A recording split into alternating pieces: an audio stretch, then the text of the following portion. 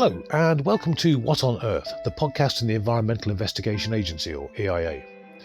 In just a few short years, the threats posed by rampant plastic pollution to our planet's oceans and to the wider environment has climbed sharply on the international agenda.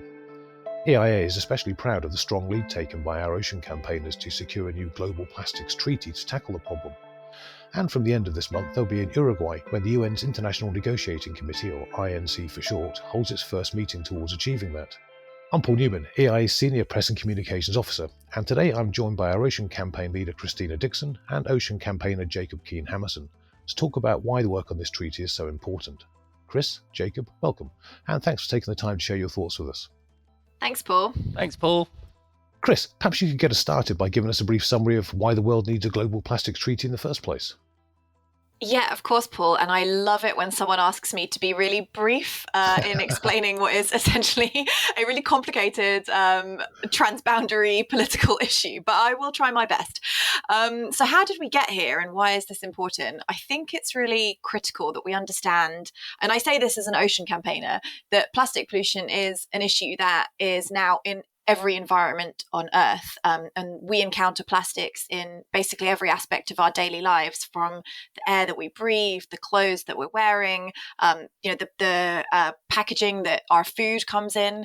And now, the latest science is extremely concerning. We're seeing plastic in blood, in lung tissue, even in breast milk. So it's so ubiquitous now. We cannot avoid plastic pollution, and something needs to be done about it.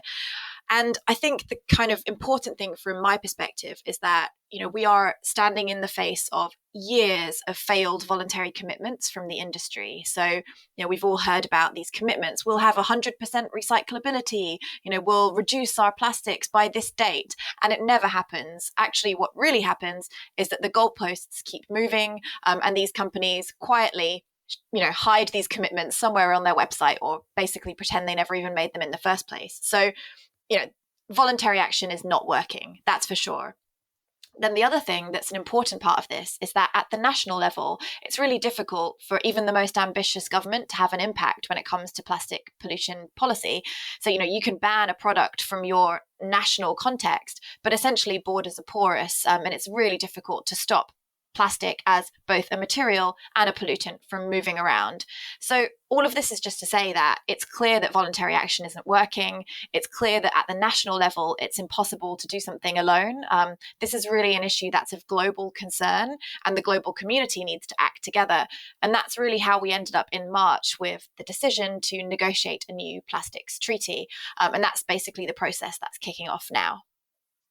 Jacob, if I could bring you in here, I understand that a key aspect of this campaign has involved you and your colleagues building partnerships with other organisations and decision makers around the world to drive the treaty process forward. Could you tell us something of what that entailed? Yeah, of course. Thanks, Paul. And you're totally right. The global movement to end plastic pollution is much larger than just one organisation. And EIA are part of a coalition of civil society, stakeholders and rights holders. Is over 1,000 members from across the world, and all of whom provide really valuable insights, expertise, experience that are super important to understanding and solving the crisis that we're facing. And it's really crucial that these voices are heard. So as an organization that has experience in working in international spaces, we support the coalition in building capacity of groups where this may be their first experience of international negotiations, and elevating their voices where we can. And of course, the weight of so many voices is really important to pushing forward the importance to a global solution to this crisis. And you mentioned we also advocate to decision makers for an effective treaty, and where we may exchange views on priorities for countries that are being impacted to plastic pollution, as well as understanding the position of maybe those less ambitious countries. But in a practical sense, I suppose it involves a lot of virtual meetings at different time zones, webinars, roundtable discussions, as well as EIA putting its vision forward for what an effective treaty could look like to elevate the debate. So when we're going into the fight against plastic pollution, we're sort of going in with our headsets and our keyboards and our laptops, kind of going in that way. There are tools that we're kind of using. Excellent. Thank you very much for that. Now, international agreements can typically take a fairly long time to nail down, as we see pretty much every year. But we've got to the point of negotiating a plastics treaty relatively quickly. Chris, do you think this is because the multiple threats posed by plastic pollution are so clearly evident to all the different parties involved? Absolutely, Paul. I think that we're at a point in time now where we cannot possibly ignore the mountain of evidence that plastic pollution is a huge problem for, both our human health and for the environment. There's this concept of the triple planetary crisis, which is, emerging in prominence in policymaking spaces. And you have the climate emergency, you have biodiversity loss, and you have pollution. And plastic pollution is something which really threads across all of these. One thing that we really can't forget is that plastics are fossil fuels, and plastic pollution is driving the climate emergency. There was a study recently which said that if the plastics life cycle was a country, it would be the fifth largest emitter of greenhouse gas emissions in the world. So to neglect the relationship between plastics and climate would be a huge disservice when it comes to thinking about how we can solve this problem. So I think that's a really important aspect. And I think that the industries that are involved in this problem are largely unregulated. It's kind of like the Wild West. There's no legal obligation to even report on the amount of plastic that's being produced and traded. There's no legal obligation to disclose what's in the plastic polymers that are used to make all of the plastic products that we encounter in our daily lives. And, that's a huge risk. The fact that there are 10,000 chemicals that are found in plastics and about a quarter of those are substances of concern, that has a huge impact on basically everything related to the governance of plastics, because that means there are substances of concern that are going into products, including food packaging, for example. But it also means that when we're promoting recycling as a solution to the plastics crisis, we're actually doing kind of toxic recycling. We're basically peddling these same problematic materials back through the economy. So, all of this is information that's out there. It's in the public domain. And I think this concept of, firstly, the right to know, so the right to have access to information about the materials that we're encountering is really critical. And I think that's a kind of foundational concept within, how we want to approach thinking about the plastics treaty. And the other aspect is that while we're now faced with a huge amount of evidence about the impacts of plastic pollution, there's still a lot that we don't know, but we have more than enough information to act. And that's really where this idea of the precautionary principle comes into play. And so, we should be acting with the information we have kind of preventatively. And that's really important to remember. So I think that we know enough, and what we know is really, frankly, quite scary. But yeah, it's time to act. Without being wishing to be a doomsayer, what's actually at stake if these negotiations don't deliver a robust and binding global treaty? I think some of what we just heard from Chris really lays out bare what is at stake. And if I may elaborate on some of that, is, plastic pollution, as Chris mentioned, is a planetary crisis. We know that whales are ingesting millions of microplastics every day, billions every few months. Zooplankton in our oceans, which is critical to regulating our climate system, are grazing on plastic particles. And the concentrations of plastic in our soil are growing and growing and growing. And perhaps more scarily, Chris touched on this, the chemicals attached to this plastic, many of which we know are toxic and can cause diseases, and even more, we simply don't know the impacts that they're going to have, are leaching from plastic into the environment and will continue to do so as it sits there and degrades. And what we really have to ask ourselves is, when will we reach a threshold at which plastic in the environment will prevent the oceans, the soil, the air from functioning at all and simply choking our planet? And almost second, along with that, you have to think, do we have any time to waste in preventing that from happening? Which we really don't. And to contextualize these negotiations, we have to recognize that whatever treaty comes out is going to be relied upon by generations to come to deal with the plastics crisis. So negotiators have a tremendous responsibility to get this right for the future of our planet. And we only have to turn to the United Nations Framework Convention on Climate Change, which had its most recent COP in Egypt just this month. That treaty is actually older than I am. And we're still behind on addressing climate change, which for younger generations is terrifying as to what the future might look like. And you couple that with a plastics crisis that is threatening to choke the planet, we really must act, and we have to act decisively and come out of this with a robust treaty that's capable of dealing with this crisis. And speaking of the treaty, could you tell us how you think negotiations are going to work in Uruguay? I mean, what do you expect will actually happen at the negotiation committee's first meeting? Yeah, I can have a go at that. And so I think, Jacob really provided that broad context for what we need the eventual treaty to do, right? He touched on a range of issues that this treaty is going to need to address. And in order to sort of guide us there, we basically need a compass. And I would say that for this first negotiations, it's like getting that compass. We need to make sure that in this meeting, which might be quite procedural, people who are looking for this first meeting to be, very explosive and have major outcomes might be disappointed. It's unlikely to be that kind of meeting. This is really about setting the goalposts, the framework under which the negotiations will happen, agreeing how we're going to negotiate, how we want stakeholders to engage in that. Actually, what is our common language and our common vision that we're trying to achieve? The UN member states, when they adopted the resolution in March, they adopted a resolution to end plastic pollution in all environments and using a full life cycle approach. But many of these terms, they weren't really defined, they weren't really elaborated upon. And actually, as it happens, a lot of the different actors involved might have quite different understandings, even when it comes to, what plastics even are. So just as an example, whether we govern plastics as a material or as a product, and depending on how we view plastics in that context, that will have a huge impact on the eventual control measures that will go into the text of the agreement. For example, you might see actors who are involved in the production of raw materials for plastics quite heavily promoting the idea that plastics, the plastics life cycle begin at product design. And that's essentially a tactic to ensure that any obligations, legal obligations that come out of the agreement are shifted completely away from the fossil fuel sector, and they're placed on, the fast-moving consumer goods companies.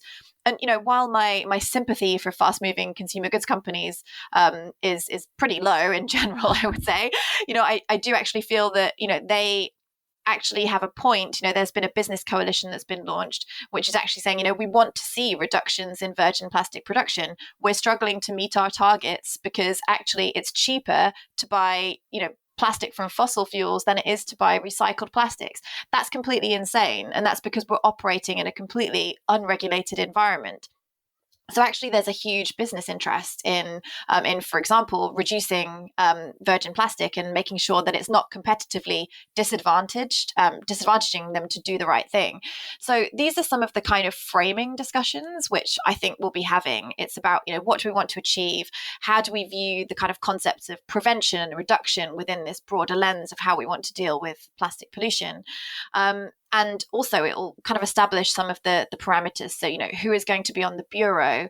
So the Bureau is the set of governments that are essentially responsible for guiding the process. And it's a really important role because if you don't have a good chair to manage the negotiations, that can mean that things are derailed, that, they can't stick to timings, they don't guide the discussion towards decisions. So these are the kind of things that we'll be keeping an eye out for. And we'll be working really closely with both partners in the civil society sector, but we also do a lot of work directly with governments and also with companies.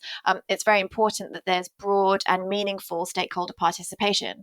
So we're seeing at the moment, for example, the informal sector like waste pickers who are responsible for collecting huge amounts of waste, that us in the UK ship overseas, that sector will be massively impacted by regulations on plastics. So it's very important that people are bringing waste pickers to the negotiations to make sure their voice is heard. And similarly, we've heard that communities living on the front line of the petrochemical build out in the United States will also be coming. And that's a really important voice to be heard and has been really lacking in this discussion so far. So while the negotiations themselves are government to government, us as NGOs, we're not negotiating the text ourselves. We do play a really vital role in acting as watchdogs, providing technical input, and also working very collaboratively with people from all around the world to make sure that this is done properly and it's done swiftly. So ultimately, skipping over the negotiations process to consider the final outcome in what is going to be 2-3 years, are we looking at What do you think an effective plastic treaty would actually look like when they finally settle on the language? What would you want to see in it to make it actually what we need it to be? So, Paul, I think you would have noticed maybe some common threads in some of the answers that Chris and I have already answered that might give you some hints. But first and foremost, a successful treaty needs to be legally binding. So countries are obliged to curb the crisis and address this plastic pollution. So a legally binding treaty is essential. Voluntary treaties are going to be set up to fail. And beyond that, EIA believes there are several essential elements, ingredients to the cooking pot that need to be put in there that a well-designed treaty will have. So that includes the production of virgin or new plastics needs to be phased down. So any efforts that further down the chain are going to be futile if we're still being flooded by these new cheap virgin plastics that are just tipping the scales, that are preventing us from moving away to alternatives and a, a better system of production and consumption. You could say that you can't mop the floor while the tap is still running. So we need to kind of turn that tap off. And importantly, we need to eliminate some of the most problematic and hazardous plastic polymers. They need to be completely removed. And that's what we would term the upstream measures within the plastics life cycle. And secondly, what we call the midstream is how we make, design, and use the plastics and plastics products that are there. So this would include global design standards and principles, and investing in effective reuse systems so we can move away from that linear throwaway economy. Basically ensuring everybody's on the same page, yeah? That everybody's got the same standards, the same goals, that we're all working with the same materials, and the same understanding. And what Chris was saying as well about the fast-moving consumer goods companies is, they respond well to the certainty that from design standards. So the flow of products through the economy is eased, and this also raising the global standards is going to hopefully prevent the dumping of poorly designed products on lower income global South developing countries, economies in transition. And of course, a lot of people would frame plastics in like the dominant looking at it as plastic packaging, but I think also we believe a effective treaty would have clear strategies and approaches for sources of plastic that are outside of packaging, and that includes agricultural plastics, fishing gear, plastic pellets that are transported all around the world that are used to transport plastics and melted and then formed into the products. And we also need, which is crucially important, is a dedicated financial mechanism within the treaty to support its implementation. We've seen, I'm sure listeners to this podcast would have heard about the Montreal Protocol before. And for example, that has a dedicated multilateral fund that really supports its implementation and provides this stable, consistent, and reliable funding to allow the phase down of HFCs and ozone depleting substances to happen. So that's something that we think is really necessary for this treaty to be successful. And finally, I suppose there are lots of other environmental treaties out there. We need to make sure that there's harmonization between these existing instruments, so that we don't have a kind of fragmented regulatory landscape. So that's quite important as well. I don't know if, Chris, you thought there were any other essential ingredients for the treaty? Well, I can think of many, and I guess you might say that I'm asking for the moon on a stick. So I would say that I think those are some of the core elements, Jacob, and I think that from my perspective, it's just really key that this treaty is grounded in the principles of environmental justice, the precautionary principle, waste prevention, and really with a holistic view across the full life cycle of plastics. Like, I just don't believe that we can effectively manage this problem without looking at the entire life cycle impacts of plastic, and that includes on the environment, but also on human health. And I think at the moment, the terminology in the mandate for the treaty negotiations on health is quite vague. So that really needs to be further clarified. I think we should really be viewing this problem as a global health concern as well as an environmental one. And I think that's really critical. Thank you both very much for that. Jacob, you had something to add? I would just add one final thing is I really think as well that we need to ground this treaty in evidence-based decision making as well, and listen to the science and listen to good, independent, transparent science that is giving us the facts. And while there are knowledge gaps, as Chris mentioned, we know enough that we need to act, but where decisions need to be made on evidence, they should be listening to the science and the evidence that has been put forward by kind of independent and transparent scientists, which I think is also really important. Absolutely. Finally, when you guys get out to Uruguay and the negotiations get underway, what do you anticipate you'll be doing on the ground when you're there? What role will we be playing? Yeah, I mean, I think Jacob summarized this really well, and it did make me chuckle when he was talking about, how we're there with our laptops. But basically, I mean, he wasn't wrong. But really, in reality, the way that we work as a team on the ground is, what I would term corridor whispering. So, we like to just, pay attention to what's happening in the room, read the room, and share information between partners and other people that we work closely with, co-conspirators, looking at getting a temperature check of what's happening, seeing if, then responding to that, are we hearing something that, sounds like, I don't know, that we're steering towards some false solutions. In that case, maybe we need to reach out to some of the scientists that we work with and get some evidence and put that in the right hands at the right time. So, there's that kind of, reading the room, working the room kind of work that we do. And that's a really key part of how EIA work. We've also produced a number of briefings, both, for the treaty as a whole, but also specifically for this meeting. And we've been reaching out to different delegations with those briefings just to see if, we can help elaborate on any of the ideas within there. And we do try to, meet with different stakeholders to kind of talk through our recommendations to make sure those are really clear and make sure that, that everyone understands what we're asking for. We have in our team, we have, kind of policy experts, people like Jacob who do a lot of work with, different stakeholder groups, coalition management. And then we also have legal advisors. So it's quite a dynamic team. And we sort of try to deploy where we're most needed. Also things like side events and a lot of coordination and drinks receptions. I think that's the most important part of lobbying that no one ever talks about. Happens, yeah. I honestly, Paul, I think so. And I guess like another thing, and it really relates to what Jacob just said about the need for impartial and evidence-based decision-making, and something that is new to this negotiation, which we haven't seen at the sort of pre-negotiations over the last few years, is huge industry presence. And I'm sure, you would have seen in the news a lot of the criticism around the presence of fossil fuel lobbyists at COP. And also, Coca-Cola being a main sponsor of COP, a lot of people were highly skeptical about that. And there was quite a press backlash. My personal view is that, polluters should not be able to influence the negotiations, which are going to directly affect their industries.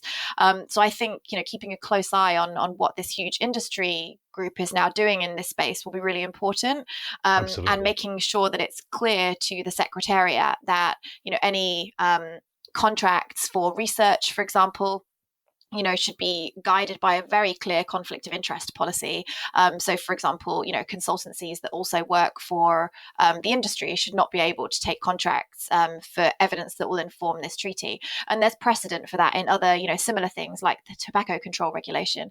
And so I think in this first meeting, we're going to be keeping a really close eye on what the industry is doing. And I'm careful to say the industry, but I do understand the industry is not a monolith, and we work very collaboratively with a lot of progressive elements within the industry. But there's also, an element within that who I think need to be, little beady eye on. Well, I look forward to you guys keeping your beady eyes on out there and feeding back to us and let us know how it goes.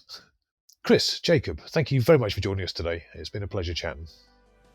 Thank you so much, Paul. Thanks, Paul.